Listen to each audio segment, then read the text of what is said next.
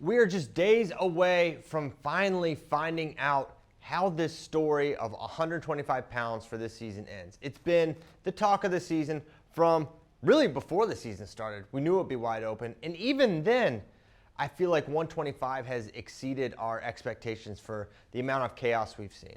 And so we've got the brackets. The brackets are out. I filled them out. In the Piles household, we fill out front and backside to completion. That's just the way you do it. That's the way you should do it. That way, because you never know, especially at a weight like 125, there's some guys that could lose early on that could go on runs. So the way I'm going to do these videos is going to talk through the front side, talk through the back side, go through some of the sleepers, dark horses, some of the guys that maybe don't have the best seeds, but I think could go on some really strong runs through this bracket. And no weight has as many dark horse capable guys than 125 pounds. So let's get started. Braden Davis from Penn State got the top seed. It was Luke Stanich, the 2, Drake Ayala, the 3, Matt Ramos, the 4. And as you look at this, for Braden Davis, he's the 1 seed, so you're thinking, okay, beneficial path. One thing you'll hear kind of a theme in these videos is there's the seed and then there's the path. And it's not always, the 1 seed isn't always the easiest, and sometimes matchups matter. And so if we look at Braden's, yeah, super winnable first match because he's got the 33 or 32 winner. But round 2, he's got the winner of Dean Peterson and Brett Unger. Well, what do we know about Dean Peterson? He wrestled Braden Davis. How'd that match go? Overtime, sudden victory win for Braden Davis. Extremely tight match. What I will say, for Penn State fans, did Dean Peterson have a strong scoring opportunity? Maybe one. And there was one where it was sort of close, but by and large, it was Braden that was sort of on the attack on the offense. But we've seen Dean Peterson can wrestle a lot of guys really close. He had a strong showing at Big Tens where we had a number of impressive wins in a really deep field at Big Tens. Almost made the finals. So for Braden, for a round 2 match for a number 1 seed, you would not typically see someone you had a sudden victory match with. But that's what Braden's likely potentially going to see. Now, for all we know, Peterson loses to Unger, and then we don't have that match, and it maybe is a different deal. But then let's look to the next one. You got Pat McKee or Richie Figueroa. That's his quarterfinal match. And then in the semis, it could be Braden Davis versus Matt Ramos. Now, I don't know if it'll be Figueroa or McKee that Braden Davis faces. And we just saw the McKee match. It looks like that's a great matchup for Braden. But Richard Figueroa is a bit of a wild card because he started the season. Well, he didn't start the season. We didn't see him for a while till December, late December, early January. And then at a point in the year, he was 500 or sub 500. But he's rounded into form of late. He won Pac-12s. He beat Troy Spratley. He beat Luke Stanich, I think. So now you're like, all right, is this maybe one of the better guys in the country? It's possible. So if it is Richard Figueroa versus Braden Davis, absolute upset potential there at the quarter for Braden. And then he'll see, and predicting this far down the line is tough, but if you don't know, I'm going to kind of give you my predictions here, and I do have Braden Davis winning this tournament. And, you know, there's not – what I saw at Big Tens was not just the ability to score points, but he has a unique ability to win matches that they're just in the margins. It's these tight little situations. I mean, the D'Agostino match is my number 1 example for Braden because we saw him. He had to get out in 5 seconds in tiebreakers, and he did it. That's just a level of savviness for a true freshman. He just keeps passing the test, even though everyone has blemishes at this weight class. I just like what I've seen so far. I think Matt Ramos makes it to Braden. I think he's the other semifinalist that he faces. But as you look at this, you got Jory Volk versus Anthony Noto or Brandon Kaler in round 2. Volk's a Big 12 champion, certainly an All-American contender this year. Anthony Noto's been ranked number 1 at different points in the season, and he's a returning All-American. Round 1 on this top side, and I'm focused on the top half right now. Steve-O Pullen versus Noah Certain. You know, could go either way. Steve-O won, but it was not this season, but last. Can he do it again? That's the question. And then Matt Ramos, he'll have Macron, and then the Pullen Certain winner. I think he wins that one. And then I think I have Noto out of the 12 beating Jory Volk. I don't know. I don't really know. Maybe, maybe not. But I have Ramos beating Noto in that quarterfinal match, setting up the Davis match. And this is a match I've wanted to see, and we'll see how it plays out. I think Braden, as I've said, he's answered all the tests, and I think Ramos is going to have a hard time. The big moves, I think Braden will be ready for him. We saw Pat McKee throw the kitchen sink at Braden Davis, especially at the end there, and he was ready for it. So I've got Braden making the finals. Top half, bottom half.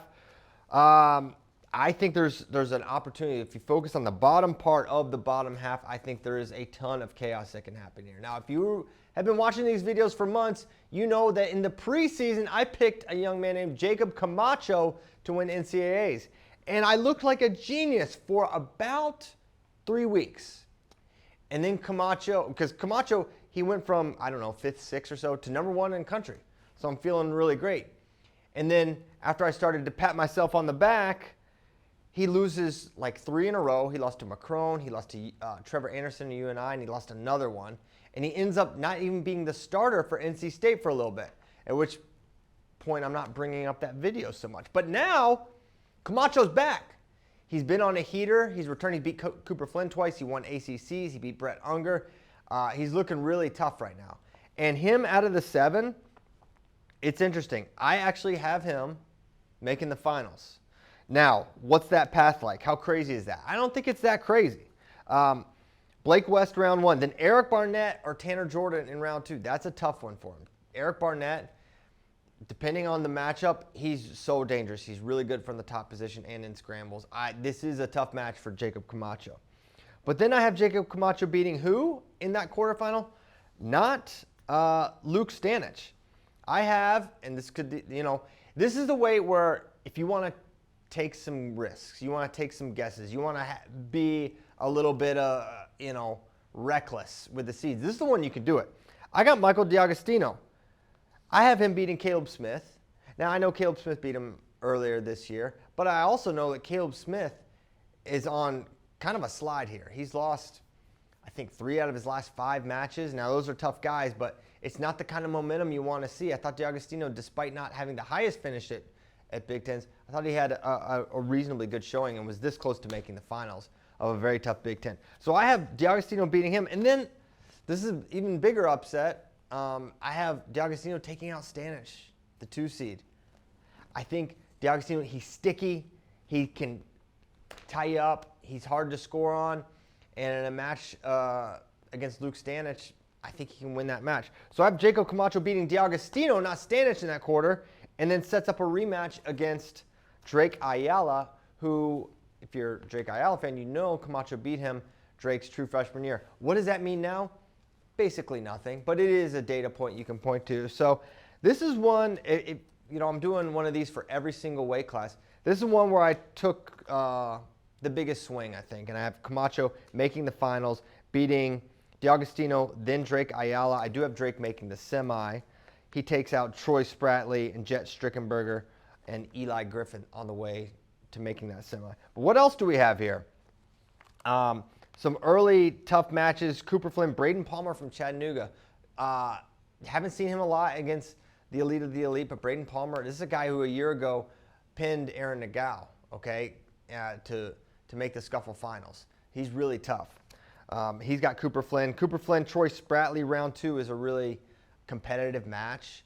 I think Flynn's going to be in it, but is he going to be able to generate offense on the level of Troy Spratley? I'm not as sure of that. And Spratley is someone, if you're looking for an opportunity for some Cowboys to maybe exceed expectations in certain weight classes, 125 is a good one to look to because Spratley had a tight overtime match with Drake Ayala. He lost that match, but obviously if you're going to overtime in a scoreless, or a escape match, you feel like Oklahoma State Spratley will be right there. But I have Drake winning that match yet again before losing to Camacho. This could go a lot of different ways. I'll look at the backside now, and this is one where, man, on the backside is going to be incredibly competitive too. You've got matches like Poulin and Volk really early. Another guy to keep an eye on is Kyson Terrakina. I mean, I have him losing in round 1 to Patrick McKee. McKee beat him pretty soundly, not this year, but last year at the All-Star. So I'm sticking with McKee. But Kyson Terrakina is a guy with a major decision victory over Eric Barnett this year. Everyone's seen the talent and know that Kyson is really, really tough. And he's someone that's going to be by my predictions, on the backside round 1. So he could be an absolute terror. And I actually have him hitting Eric Barnett early in the wrestlebacks and winning that match before falling to Luke Stanich. I have Stanich coming all the way back for third.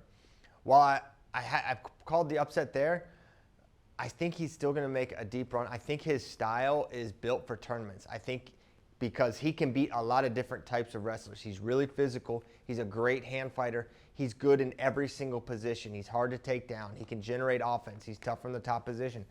Check, check, check. He checks a lot of boxes. So while maybe it's a little disappointing finish for Luke, I still think getting third as a true freshman, and when no one even thought he was going to get a look to start, is an incredible season. So I have Stanich beating Ramos for third, beating Drake Ayala in the consolation semis, and Patrick McKee before that, and Anthony Noto. I mean, he's running an absolute gauntlet. Listen to this path I have Stanich on. I have him going through Unger, Terrakina, Anthony Noto, former number 1, Patrick McKee, multiple All-American, Drake Ayala, the 3 seed, Matt Ramos. We all know what he's done in his career. That's how highly I think of him. So I have Ramos getting fourth. I think he beats Volk after falling in the semis to Braden Davis. I have Drake Ayala beating Volk for 5th place, and I have Patrick McKee beating Troy Spratley for 7th. So in my round of 12, I have Spratley beating Figueroa. That's a coin flip type of match. I don't even know how I feel about that, honestly. I mean, that Figueroa could very well win that. I mean, and listen, I reserve the right to change my mind before the first whistles blow here. So if I say, hey, I'm actually changing it to Richard Figueroa, I mean, that's the one where I have him losing in the round of 12, but he could very reasonably, win this match. Joey Volk, I have him beating D'Agostino in the round of 12. I have McKee beating Cooper Flynn, and I have Stanich, as I mentioned, over Noto. So that's my bracket for 125 pounds.